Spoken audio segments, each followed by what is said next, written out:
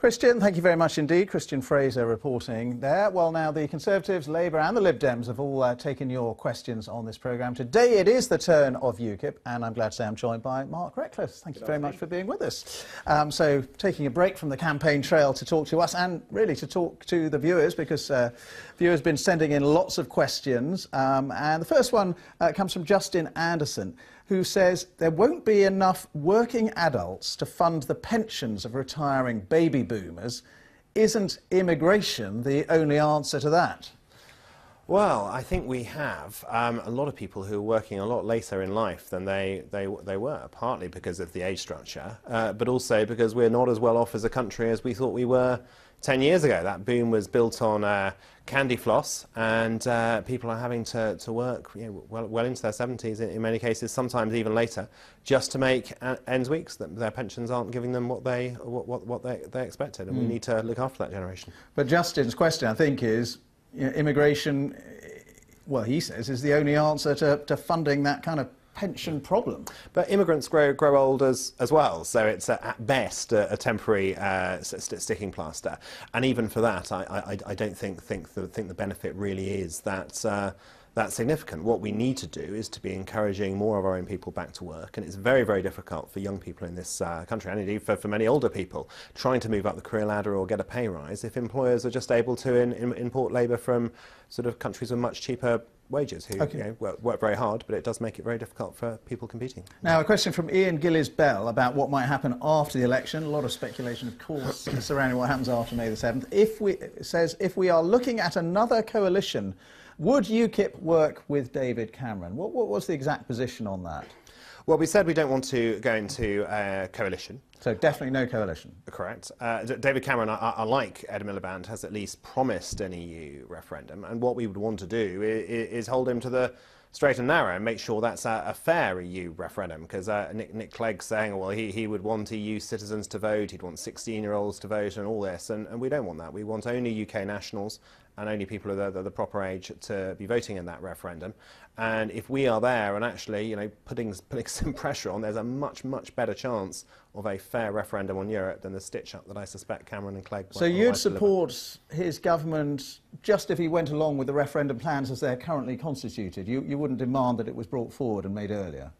Well, our key issue is the referendum, and we would like to see that as soon as possible. We'd have a discussion over a timing along with other issues, but we would insist that that was a fair referendum with fair spending limits on both sides, without having sort of EU institutions and various others coming in and trying to rig our democracy. It should be a fair contest. That's what we'd insist on, and we'd like to see it as soon as possible. OK. Samuel Reardon says, what do UKIP want to do about the rise of Muslim extremists in the United Kingdom?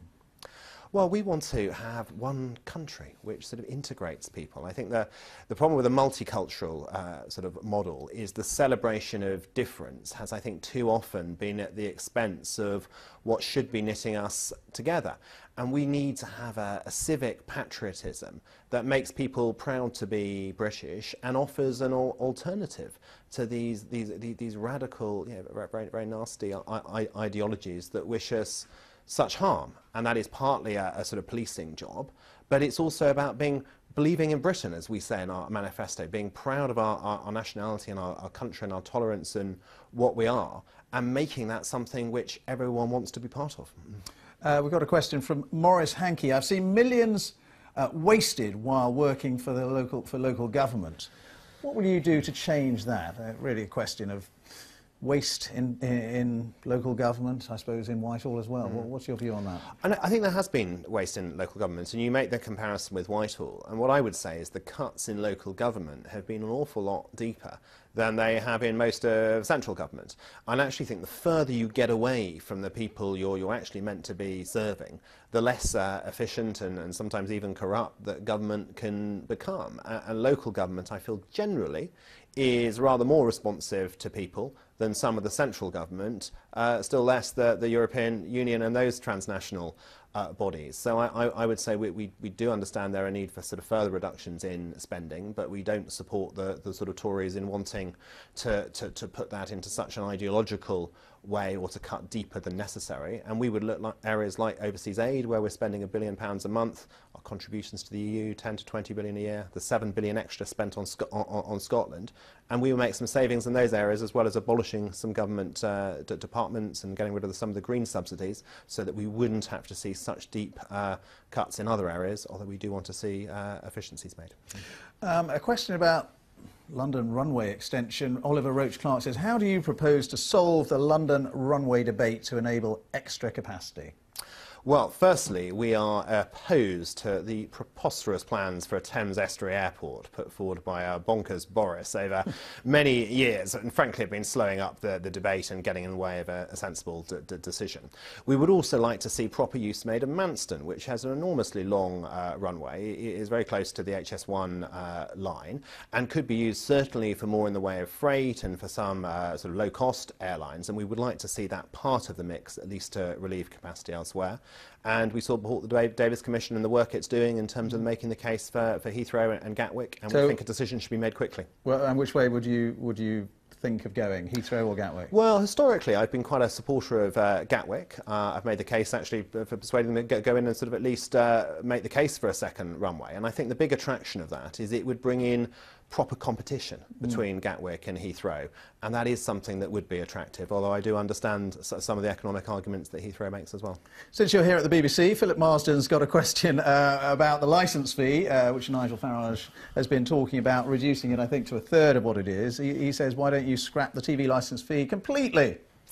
Well, that would be one possibility, and we could move to a subscription model. And what I'd like to say is I don't think this is in any sense bashing the BBC. I think the BBC provides extraordinarily valuable and impressive output over a number of fields, and is one of the great assets of our nation. And in some ways, actually, if you set the BBC free from the licence fee, it might actually be better able to make the most it could in the overseas markets of some of actually the unique abilities that it has. But we do think the licence fee is an awful lot for some sort of poorer households, and in particular imprisoning people if they don't pay it we think is wrong. It should be civil penalties only, and we would be looking at least to bear down on the licence fee, and Nigel set out some areas perhaps where the BBC shouldn't be focusing quite as much, although we do appreciate the current affairs and the public services content. All right, well, it was really good to have you here in the studio with us. Thank you so much for your time, Mark Reckless. We'll let you get back to the campaign trail.